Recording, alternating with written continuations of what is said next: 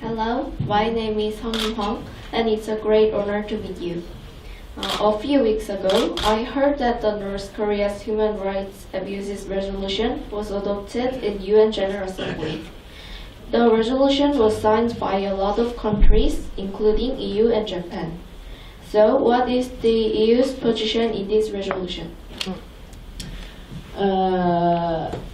Okay, so, well, in fact, it was not just signed by the EU and Japan. The European Union and Japan are the so-called main co-sponsor of the resolution. So it means that, as you know, in the UN, when you have a resolution, it is normally carried by a country or a group of countries.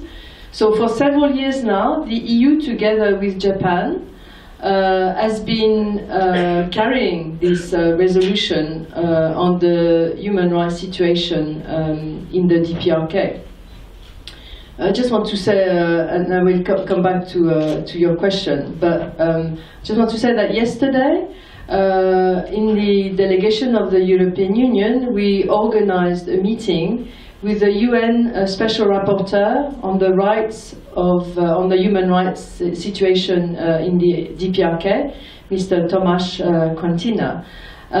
So it's not just a question of carrying this resolution and making sure that it is adopted in the UN context. But we clearly see our role as following up on the resolution, monitoring the situation on the ground, because every year we also have to adapt the text to the situation on the ground. But we're also working very closely with the UN mechanisms to address this issue of human rights situation in the DPRK. Now, what I want to say is we have to look at, again, the bigger picture and look at the issue of human rights in the wider context of inter-Korean negotiations and ongoing negotiations, peace negotiations with other actors as well. As you're probably aware, the discussions and negotiations, and here I'm talking about the dual track, so negotiations between the DPRK and the Republic of Korea on the one hand, and negotiations between the US and the DPRK on the other hand, are focusing on the nuclear issue.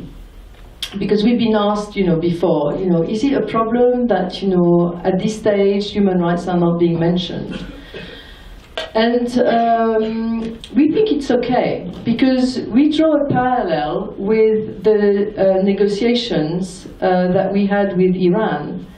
I mean, as you know, we had a problem to solve with Iran, which was the nuclear issue.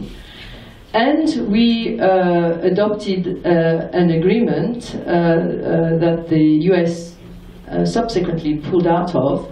But with Iran, the negotiations focused only on the nuclear issue, because if you start looking at all the issues, it becomes even harder to get a result.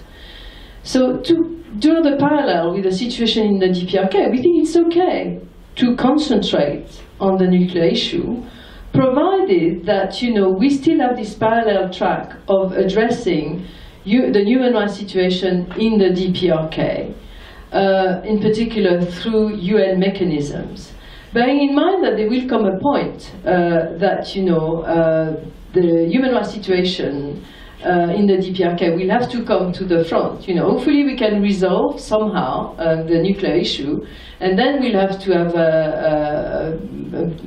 another discussion, with the DPRK this time on the human rights situation. So